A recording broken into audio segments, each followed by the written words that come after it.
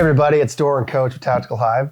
And in today's video, it's all about backpacks. This is going to be a part 1 of 2. We're starting with the small individual backpacks, and we'll get into the bigger stuff later. So stay tuned.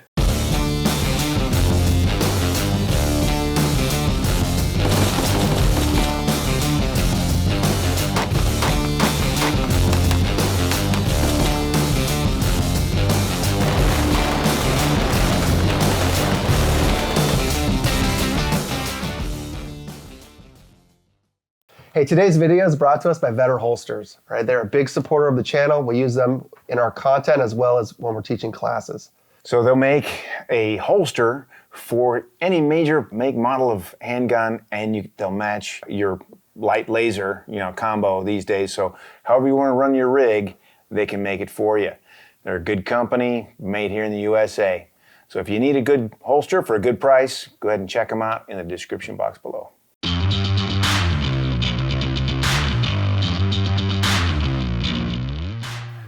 All right, guys, so we're starting out the backpack series with the little ones, the little stuff.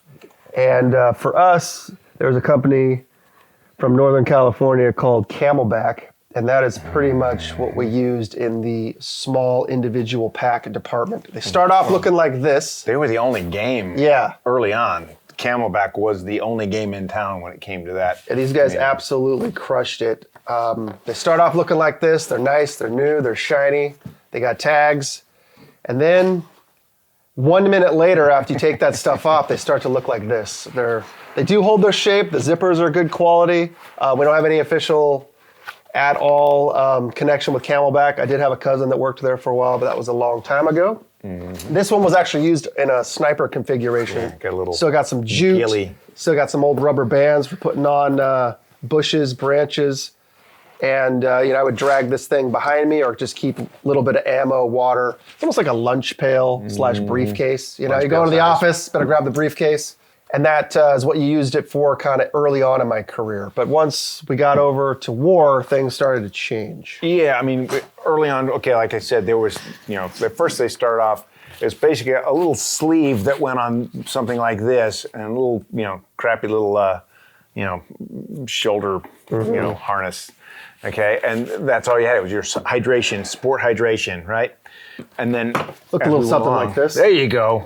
That's even more modern than what I'm thinking about. Yeah, I think this one's actually new. Yeah, I have a lot of stuff. Yeah. Anyway, so yeah, it had the shoulder straps. It was a backpack. It had this teeny little pouch back here for, I guess, a spine plate is the only thing. And initially we got tools. We got them issued in black. Everything was black. Mm-hmm.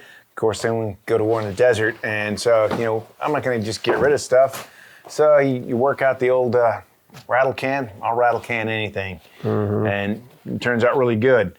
The quality though that they put into it was pretty good because breaching tools will tear up your stuff. Okay, but this has been here for a long time. The connections here on the harness, all that was really good. And I found the perfect size. Once you put all your crap on, that'll give you just that little bit of extra without being too much. Because man, like we harp on a lot about weight. But if you've got a big backpack, guess what you're gonna do? Yeah, you're gonna fill it with something. Yeah, you're gonna fill it with something. Yeah. And like Coach was saying, getting in and out of vehicles, getting into tight, cramped spaces. These smaller backpacks were not designed to ditch and come back for, you get onto a target with a large backpack filled with tools, etc. You might take that off, leave it in the first room of the structure so that you're lighter, faster for clearance. These little guys were not designed for that. You wanted to keep this stuff on you. Coach's got his bolt cutters. How many tours did you do with this one? Oh, Jesus. I have no idea. I mean, well, actually, at least the last 2? So this would have been, at least the last 2. Yeah, about that. But, then as soon as I quit operating, they started making all kinds of cool stuff. So yeah, I never got issued a black one. Missed it by that much. We got issued everything in either woodland, like this poncho liner, or the desert. This one is, believe it or not, it's just super dirty and well used. This is actually Coach's, but it is set up. I rigged it up the way that I had mine set up. These smaller backpacks kind of played 3 different roles. You had almost like a light third line gear because it is a backpack and it is detachable from your body. Some guys were all about mollying that kind of stuff onto the play carrot. I could never do that. It was just terrible. But they did the same thing, but that was purpose built. You knew you were bringing that with you on the mission. You were bringing it with you on target, and you didn't want to separate yourself from it. You could if you needed to, obviously. Yeah. So once you get on deployment, we kind of had different ways of using these things. You know, the more deliberate, I'm stepping outside the wire where they're already on, and you could have whatever you needed, 24 hours worth of food and water, mission-specific gear, whether you're a breacher, sniper, comms, etc., or, you know, just having an extra bag to put extra ammo in. Yeah, this batteries. was going to be stuff that you weren't going to need immediately, okay? So extra battery is always good. Extra ammo is always good. Some med gear, some snivel gear, you know, because if you got to get caught out overnight, you need to have something that is going to keep you warm so you can, you know, get some shut-eye, or at least some rest anyway, and not be up shivering all night. You know, so it was all the stuff that you weren't going to need to get in a hurry. I've got magazines across my front, and if I run out of all of those, I probably have enough time to then take off my backpack and pull out some more mags and resupply myself right there. But it wasn't something that I needed to get into, you know, at any time. The only thing, you know, a caveat to that is if you're carrying a tool like this, you want to be able to reach out and at least pull it out. You can always have a buddy put it back in there for you, because that ain't cutting it. But you know, you can get this off your back and redo it. But I always want to be able to get to my tool if I needed to breach something, you know, for the bolt cutters anyway. Awesome. So, So fast forwarding more to my era, we'd adopted a practice of what we called bolt bags. The idea was you would have, just like this, you'd have more of what you needed, but maybe you'd put a little bit even more in it. It's a little bit bigger, it's a little bit heavier, but you weren't going to bring it with you on target. You were going to leave it in the vehicle, and if there was an emergency and you had to bolt, hopefully you'd grab this bag and take it with you. So this is actually configured pretty much how I had it. You could run 4 rifle mags on the back for easy access. I generally ran 2 with a smoke grenade. Either an HC white smoke, which was actually designed to cover troops, or I'd run a red smoke because that was the color of American Forces deconfliction. And getting blown up by people that weren't supposed to blow up was a serious concern. blue on blue is the worst way to go. Yeah, and then up here I had 2 frag grenades because again, if you are the one getting ambushed, you need to put out a lot of lead, a lot of noise, a lot of flash in order to ninja vanish, get away, run away! And that's all that is, it's just running away. So that was kind of the idea. This stuff was on the outside, anybody could get to it, everybody knew where it was. Had some additional pouches here. This is a purpose-built for a canteen, but you could put anything in there. Same thing over here. This has a little pair of binoculars in it right now, but it would probably end up having more ammo or deconfliction gear. And again, these would just ride inside the vehicle. You'd usually have a carabiner of some sort right up here at the front. You'd clip it in, and it would be within arm's reach of where you were riding on the vehicle. It was just your bolt bag. Snivel gear in certain types of the month, big thing. You always are going to want to have a ton of compression bags. Whenever you're working in the tactical space with bags, you need to compartmentalize things as well as keep them segregated from one another. And then there's always the priority of what goes on top, what goes on bottom, but that's up to you. We don't have a lot of the deconfliction gear with us, smoke grenades, things like that, but here is a pencil flare kit. We did carry these. You could, for signaling. We also used pop flares. This is just the case it came in. And then inside is a spent one. It's expended, but this Comes out nice and easy. Yeah, it comes out. They don't want it to come out too easy, you know. But yeah, signal flare. Basically, you take this off, you stick it on the back, you boom, you'd hit it, and it would shoot out. This is a star cluster, right? Yeah. Well, I don't know, either star cluster or yeah, they look the same. Or but yeah, it's either a parachute flare or a star cluster, which was used for signaling. Usually, like, stop shooting at us! I'm an American, damn it, I have rights. Yeah. And sometimes they would listen. If you're shooting at somebody and they send up a flare, you're like, oh, maybe we should be shooting at those guys. 'Cause Yeah, the bad so guys normally deconfliction didn't gear. have flares. And thank you, I was camouflaged. Yeah, and as a comm guy early on in my career, I would go heavy on the deconfliction gear. And then obviously, guys, you never know when you're going to get stuck out there. So I personally would bring 2 MRE entrees. I could make this last for the better part of a day. And then obviously you're going to want more water to refill your Camelback, or just drink this as is. Yeah, water's critical. Yeah, water's critical. You don't want to go without water. Mad with thirst. This is a shaver kit for probably your balls. I don't know what this has to do with the mission or why. Hey man, you gotta look good, man. You gotta touch up. And looking good during those crucial and those moments, very important. So manscaping in the field, nice little package right here for your package. Yeah. Good stuff. We'll just remove that from the video. Yeah, or the people need to know. Yeah, the people need to know that stuff, right? But yeah, guys, also immediate resupply. Those are speedballs. Yeah. So you would probably, depends on what you wanted to use it for, you would pick something along the lines of small backpacks or bags. Yeah. Bundle them together in a larger bag, and that could be dropped out of a helicopter and resupplied.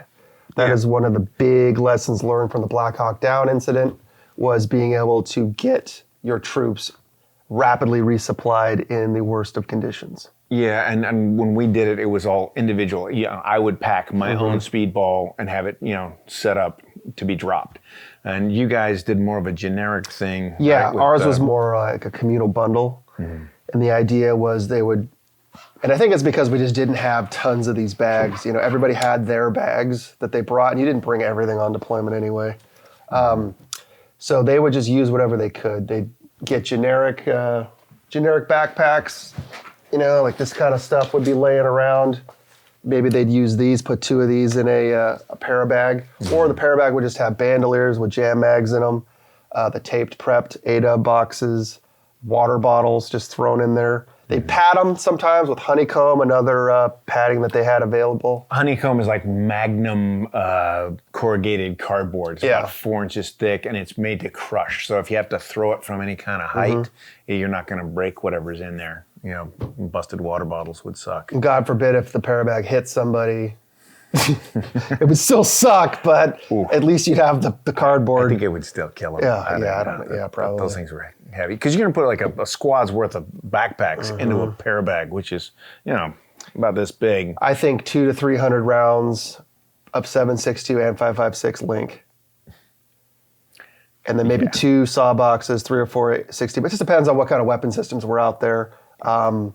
And granted, I never had this happen to me in real life. We never got resupplied by air in combat. We were able to go to the trucks. But Mogadishu was fresh in our minds at the time. It's like, no, you needed to have something in case you get pinned down. Because, they didn't. And, hopefully you learn that lesson.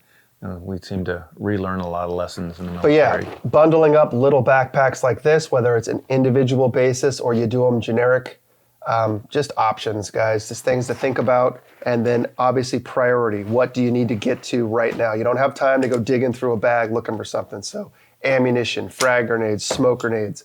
And then in the small pocket was the deconfliction gear. And then inside, that's where your stuff sack with your puff jacket with the warm hat and the gloves in the pockets went. That's where maybe some medical gear went. That's where your iPod back in those days, your freaking Guns and Ammo magazine. People still read actual magazines back then. I would bring something to read, something to listen to, and then like a meal's worth of food and water, because you just never knew. But that was just me. But anyway, guys, so you might be bringing this out with you. You might have it with you the whole time. You might stage it in a vehicle. You might bundle it up for an immediate resupply. It's just kind of tools in the tool bag. You need to know your mission. You need to have contingencies ready to go. And you need to be able to act on those contingencies when it counts. And America's track record with that is far from perfect, but we learn from our mistakes and we just get stronger, day by day. We hope so. We don't forget. We hope we don't forget. Yeah, that's the tragedy there, is forgetting. Yeah. And then obviously, low visibility stuff as well. Camouflage means disguise. So just running something like this, you could do the same thing, but it doesn't look like anything. It's just a little marmot bag. I've often referred to this as my purse. I have carried off body, a pistol in one of these during super hot months. You're at the beach, whatever. We're talking civilian, use here. But again, low vis, Black is a good generic thing for civilian use, but it's not camouflage in real life. And then also, this has got the bladder one built into it, but I used it for the same purposes, and it blends in pretty well to the environment, but it's also not militaristic. And yeah, these Camelback bladders were the best, man. They were a whole new idea when they first came out. This is more modern. The first ones we had the little tiny little spigots, filling caps and all that. And so these are lightweight and they're nice, but when you're talking about nerve gas and things like that, then you need to go with something butyl rubber because when we're doing the WMD mission, this is heavier, but it keeps out the nerve gas apparently. Mm-hmm. We also used a company called Source. They were, more into the 2010s. We started receiving stuff from that company. Not as good as Camelback, but still pretty decent. Yeah, Platypus came around for a while there for civilian gear, but again, haven't heard much from them in the last couple decades. So. Yeah, I don't think the Source stuff was as bulletproof, but still pretty good. I didn't use them as much, but I saw a lot of guys using that as well. They also had some pretty cool features, being able to screw water bottles into them, and then they do work with both. I think all of them are gas mask compatible. You just need the little adapter. Yeah, the adapter. That's not a bite valve, and then having some way to turn the damn thing off. Yeah. As my career progressed, obviously Coach was rocking the spray painted tan black stuff. Right as I was coming in, all the purpose-built camouflage stuff was made. And then they started issuing them in the AOR patterns.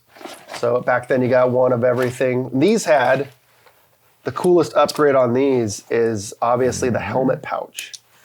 So if you can get away with it, you're not gonna wear your helmet all the time, because it sucks. You're gonna have to wear it all night because you have nods. But in the daytime, you'd be able to keep your helmet on your person. You tuck your nods up underneath it and to protect something to protect them. Crown Royal bags were pretty common. Where you get a Crown Royal bag in CENTCOM, I don't know. But guys would use those, and you just be able to keep this thing with it. Your helmet, your nods, a little bit of water, a little bit of food, batteries, a couple of mags, things like that. Honestly, I never really used these. Those would have come in real handy when I was in Afghanistan. Yeah, exactly. Doing vehicle ops was, driving across a freaking, an Afghani road. They're bumpy and everything. Your neck just wore you out with that helmet on. Yeah. So anyway. Yeah, I got this one before these AOR ones. This is one's made by Camelback. I don't know who made those other ones, but I'd never used those because this one is just superior.